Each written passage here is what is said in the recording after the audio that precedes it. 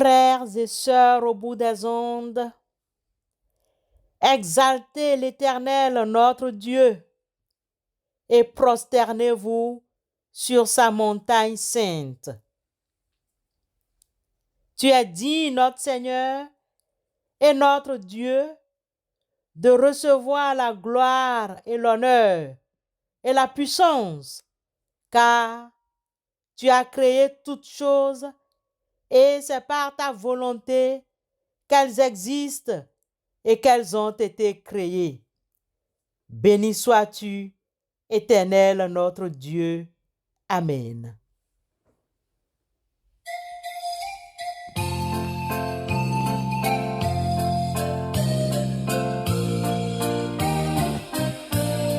I'm only human. I'm just a woman. Help me believe in what I could be and all that I am. Show me the stairway I have to climb. Lord, for my sake, teach me to take one day at a time. One day at a time, sweet Jesus. That's all I'm asking from you. Just give me the strength to do every day what I have to do. Yesterday's gone, sweet Jesus, and tomorrow will never be mine. Lord, help me today, show me the way, one day at a time. Do you remember when you walked among men? Well, Jesus, you know, if you're looking below, it's worse now than then. Cheating and stealing, violence and crime. So for my sake, Lord, teach me to take one day at a time. One day at a time, sweet Jesus. That's all I'm asking from you. Just give me the strength to do every day what I have to do. Yesterday's gone, sweet Jesus, and tomorrow may never be mine. Lord, help me today, show me the way, one day at a time. Bien-aimés en Christ, lisons l'Évangile selon Luc, chapitre 18, versets 1 à 8. Luc 18, 1 à 8. Là, il est écrit: Jésus leur adressa une parabole pour montrer qu'il faut toujours prier et ne point se relâcher. Il dit: Il y avait dans une ville un juge qui ne craignait point Dieu et qui n'avait d'égard pour personne. Il y avait aussi dans cette ville une veuve qui venait lui dire: Fais-moi justice de ma partie adverse. Pendant longtemps, il refusa. Mais ensuite, il dit en lui-même: Quoique je ne craigne point Dieu et que je n'ai d'égard pour personne, néanmoins, parce que cette veuve m'importune, je lui ferai justice afin qu'elle ne vienne pas sans cesse me rompre la tête. Le Seigneur ajouta: Entendez ce que dit le juge inique. Et Dieu ne fera-t-il pas justice à ses élus qui crient à lui jour et nuit? Et tardera-t-il à leur égard? Je vous le dis, il leur fera promptement justice, mais quand le Fils de l'homme viendra, trouvera-t-il la foi sur la terre? Frères et sœurs en Christ, le plus souvent, il nous arrive de penser que les événements prennent un tour bien différent de ce que nous espérons, ou les événements viennent contredire les plans que nous avons dressés. Parfois, nous attendons bien plus longtemps que prévu avant de voir s'accomplir certains de nos projets. Cette situation est comparable à l'impatience des enfants qui partent en voiture pour un voyage de plusieurs heures et 15 minutes à peine après le départ, ils commencent à demander à leurs parents: on n'est pas encore arrivé? Il nous arrive alors de ressembler à ces enfants. Quand l'attente se fait trop longue, nous sommes tentés de jeter l'éponge alors que nous ne sommes qu'à 2 pas du but. Remarquez ces mots à propos de Jésus à Gethsémani. Puis, s'étant éloigné un peu plus, il pria. Matthieu 26, 39. Alors qu'il souffre intensément à l'idée de la terrible épreuve qui l'attend, il a besoin de s'approcher un peu plus de celui qui seul peut lui donner la force d'aller de l'avant. Il nous faut poser aussi ce pas. Un pas supplémentaire est nécessaire pour nous. Quand les difficultés s'amoncellent et qu'aucune délivrance ne semble se profiler à l'horizon, c'est le moment de faire le même choix que Jésus. Continuons à crier à Dieu, car il répondra. C'est lui qui tient la direction de notre vie. Il baissera la pression au moment voulu. Il garde un œil fixé sur le cadran de notre compteur. Faisons-lui donc confiance jusqu'au bout. Il n'est pas sourd aux cris de ses enfants et a promis d'intervenir dans toute situation de notre vie. L'exemple des chrétiens persécutés à travers le monde devrait nous encourager à persévérer, nous aussi, malgré les difficultés ou les moqueries. Pierre a écrit: ne trouvez pas étrange quand vous êtes comme dans une fournaise pour votre épreuve, comme s'il vous arrivait quelque chose d'extraordinaire, mais en ce que vous participiez aux souffrances de Christ, réjouissez-vous. 1 Pierre 4, 12 et 13.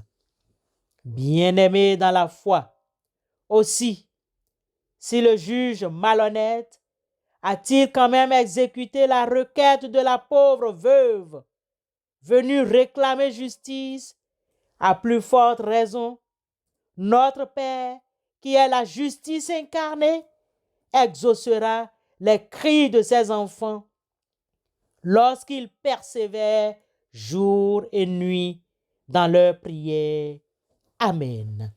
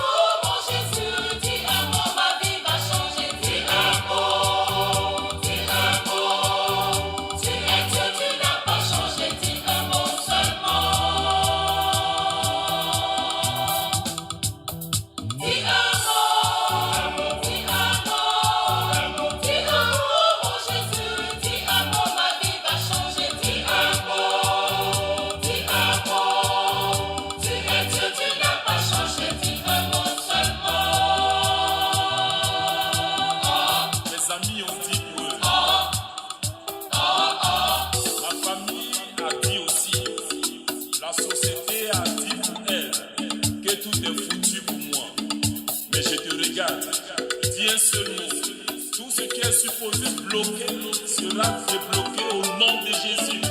Dis un seul mot.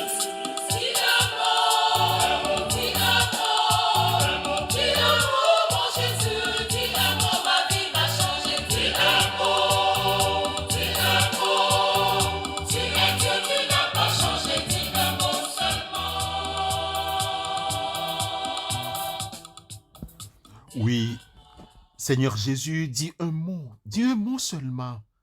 Ma vie va changer. Dis un mot seulement. Le juge inique va se taire, il va exécuter.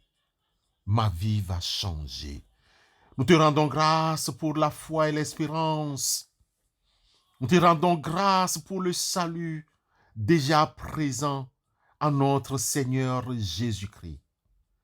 Garde-nous par ton Esprit Saint lorsque nous prions pour notre vie et notre monde. Seigneur, ne nous abandonne pas. Par contre, nous nous abandonnons à toi. Que ta volonté soit faite sur nos vies. Libère-nous de nos fausses assurances. Libère-nous de nos souffrances. Nous déposons à tes pieds nos fardeaux qui pèsent, nos peines, nos soucis et nos joies. Restaure nos cœurs. Ô Père, change nos cœurs. Quand le jour se fait lourd des ombres du passé et des craintes du lendemain, donne-nous, Seigneur, la clarté du regard sur le présent. Quand l'esprit ressasse les fêlures d'hier et redoute les blessures à venir, ô Éternel, décentre-nous pour goûter le don de ta présence. Que l'aujourd'hui même prenne sa pleine, puis sa juste mesure, celle d'un souffle et d'un infini, rempli de toi, étendu vers ton jour. Donne-nous un peu de ta force, ô notre Dieu, pour que nous puissions cheminer avec confiance et établir une relation de paix, de sérénité avec nos proches. Seigneur, vois comme l'erreur et les fausses doctrines déroutent les fidèles et comme les ennemis nous pressent, que nous soyons gardés des tentations et que nous restions sur le chemin de la vérité. Au nom de Christ Jésus, Éternel notre Dieu, nous te prions. Amen.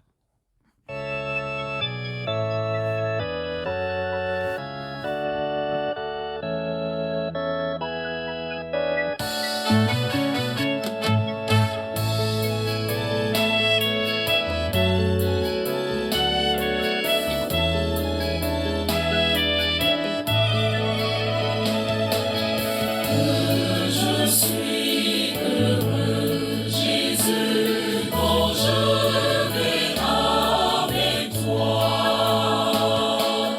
Ton chemin me mène loin des soucis et des tracas.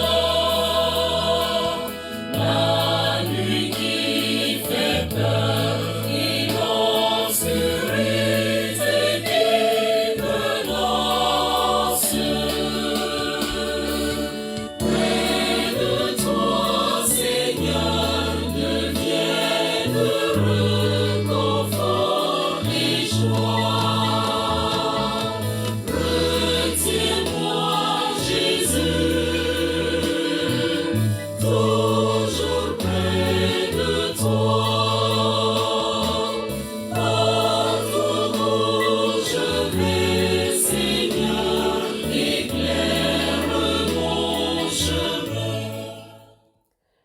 Recevons la bénédiction de la part du Seigneur. La paix de Dieu est un souffle qui se pose sur ton cœur et qui apaise tes peurs. La paix de Dieu est un murmure qui rafraîchit ta foi, qui te relève et qui t'envoie. Que la paix de Dieu soit avec toi pour toujours, aujourd'hui et à jamais. Amen.